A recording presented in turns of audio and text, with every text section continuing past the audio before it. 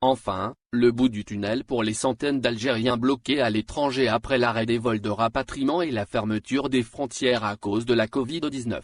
Hier mercredi 18 novembre, le député des Algériens de l'émigration, Noureddine Belmeda, a insufflé une bouffée d'espoir à ceux qui attendent en vain la reprise des vols d'Air Algérie. Sur sa page Facebook, il a fait état d'indicateurs de l'imminence du retour des vols de rapatriement vers le pays. C'est que l'Algérie vient d'acquérir des équipements des États-Unis pour le dépistage du coronavirus, ainsi que l'acquisition d'un nombre considérable de tests, a-t-il dit. Joint ce jeudi 19 novembre par TSA, le député explique, dans d'autres aéroports du monde, un voyageur est soumis immédiatement à un test de dépistage, en plus de remplir une fiche de renseignement, avant de le libérer. Cela faisait défaut en Algérie. Pour le député, l'acquisition du matériel et des tests de dépistage est, pour moi, l'un des indicateurs que les ressortissants algériens seront contrôlés au niveau des aéroports. Ce sont des indicateurs clairs, se félicite M. Belmeda. Un deuxième indice de la reprise des vols est avancé par le site spécialisé visaalgérie.com, qui rapporte ce jeudi que l'aéroport d'Alger a fait l'acquisition de caméras thermiques pour se préparer à une éventuelle décision des pouvoirs publics concernant les vols internationaux. Tous les accès de l'aéroport seront équipés en caméras thermiques, a déclaré la direction de l'aéroport à ce site. Toutefois, le gouvernement garde le silence sur la question sensible de la réouverture des frontières et de la reprise des vols de rapatriement alors que des milliers d'Algériens demeurent livrés à eux-mêmes à l'étranger. L'Algérie connaît depuis quelques jours une remontée spectaculaire des contaminations à la Covid-19 dépassant, pour la première fois depuis le début de l'épidémie fin février, le seuil des 1000 contaminations journalières. En dépit de cette flambée, Belmeda reste serein.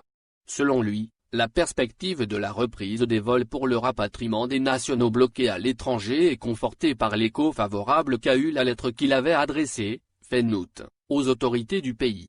La preuve, des membres du comité scientifique de surveillance de l'épidémie de la Covid-19, m'ont certifié que la question de la reprise des vols devait être abordée avec les autorités immédiatement après le référendum sur la Constitution le 1er novembre.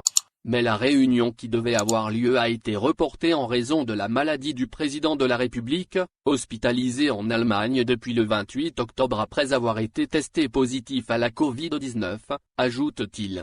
Pour M. Belmeda, il est clair que l'État ne va pas maintenir le ciel fermé aux enfants du pays. Certains sont allés jusqu'à me demander de rouvrir les frontières. L'annonce du député a fait réagir les internautes parmi les Algériens bloqués à l'étranger et qui laisse entendre que l'échéance n'est pas précisée, redoutant une énième promesse sans lendemain. À cet effet, Belmeda tient à apporter une précision sur le statut de député qui n'est pas dans le rôle de décideur. Certaines personnes confondent entre un pouvoir législatif et exécutif, pensant à tort que le député a un pouvoir de décision.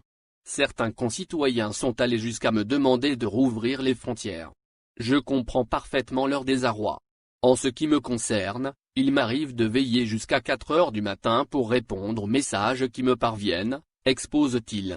Même certains responsables au sein de l'appareil exécutif avouent ne pas avoir de date précise de la reprise des vols qui dépend des plus hautes autorités, glisse-t-il.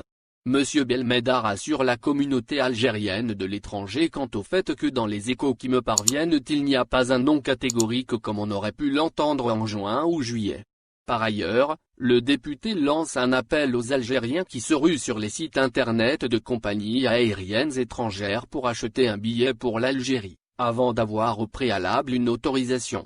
M. Belmeda relate des cas d'Algériens qui ont emprunté cette démarche mais qui ont eu la désagréable surprise de se voir dire qu'ils ne pouvaient pas s'envoler pour l'Algérie. Les billets pour les vols de rapatriement ne se vendent pas sur Internet, il faut se rendre dans les agences des compagnies aériennes, précise-t-il. Un piège dans lequel sont malheureusement tombés beaucoup d'Algériens dont un émigré venu d'Espagne jusqu'à Marseille dans l'espoir d'embarquer dans un ferry de l'ENTMV le 3 novembre dernier. Or, cette traversée, comme l'a confirmé le président directeur général de la compagnie maritime publique ATSA, n'était pas destiné à rapatrier des Algériens mais pour acheminer des véhicules et du matériel mécanique.